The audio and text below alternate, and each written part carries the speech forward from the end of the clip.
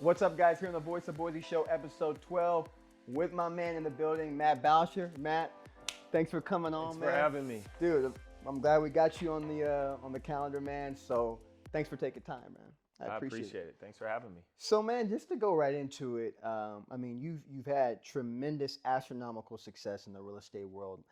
Last year, over 130 million in real estate, and that number is going to grow even this year. But I kind of want to peel back and touch on. I mean, you played basketball at Boise State. You played overseas for 6 years.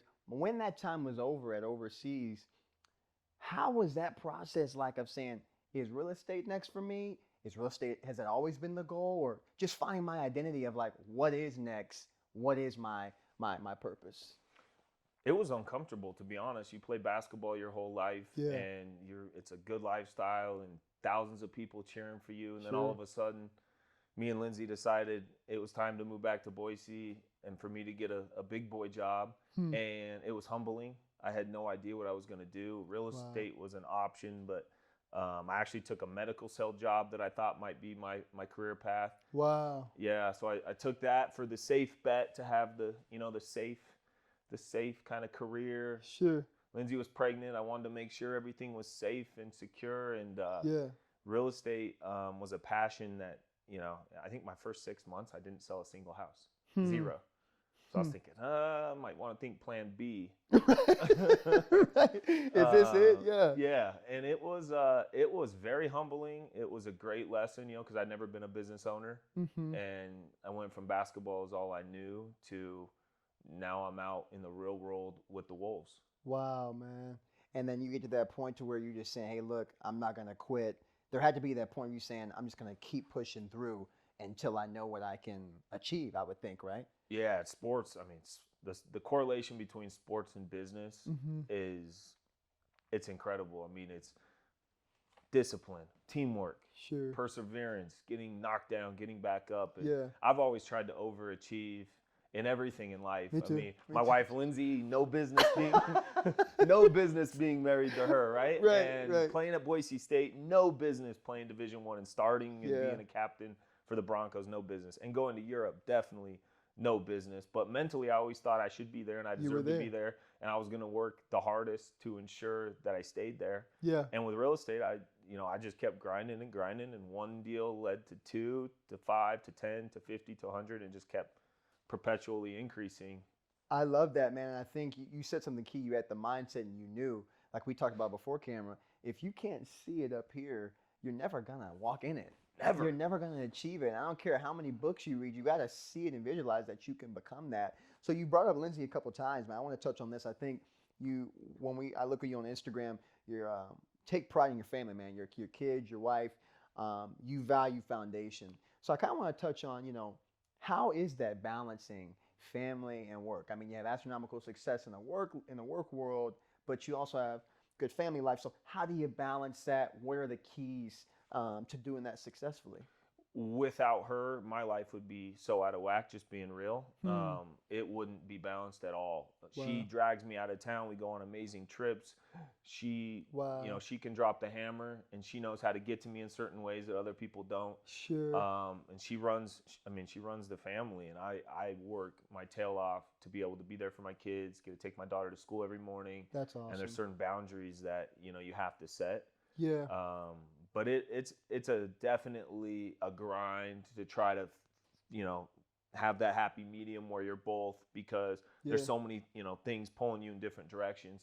Right. And I'm still trying to get better at it. Yeah, I think too, it's like trying to, like you said, creating those boundaries or creating those barriers and just knowing, hey, I'm not going to answer the phone right now. Yep. I'm just going to cut that off. So I just want to ask, because I always see them, like you guys have that great foundation, just having that balanced work life. So, I mean, it goes into my next question. We were talking off camera too about trying to make a difference or trying to separate yourself. I mean, in real estate, or I'm in entrepreneurship, media marketing, you have to separate yourself some way.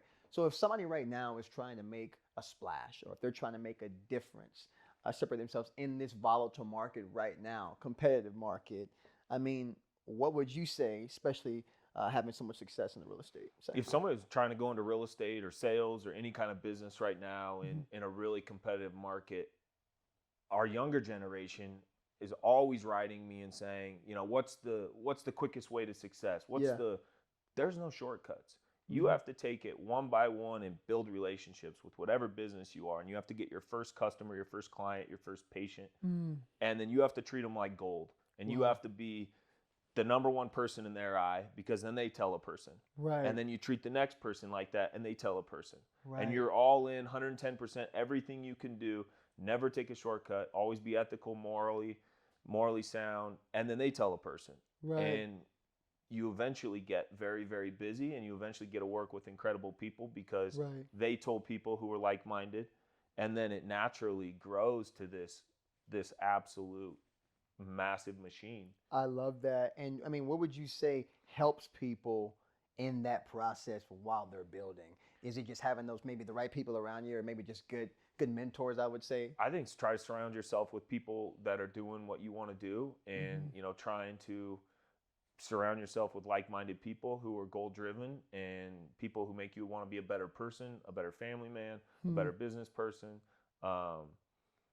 You know, if you have fitness goals, who are you going to be around? You're going to be around people who, you know, are healthy and are fit. Absolutely. Absolutely. I think it was Warren Buffett who was saying, you know, some things just take time. You know, if you want 3 kids, it's going to take 9 months. You can't make that happen in 2 months. It's going to take time for that to happen. So that's a great analogy. You're not going to have triplets in a week. Right. Yeah. No, totally. So to kind of close out, Matt, and I just want to hear, we talked a little bit off camera as well too about this, but has there been anything in the past that, or advice that you have gotten, or just something somebody told you, or a mentor or coach told you, that really has stuck with you for a long time? Something that just sticks out that's kind of helped drive you to what you've achieved today? I've gotten so much great advice from coaches. I'll just try to remember a few. One of them was, goals are great. After you destroy your goal, you're naturally going to ease off the gas and be complacent. Right. So goals are great, but always keep that in mind.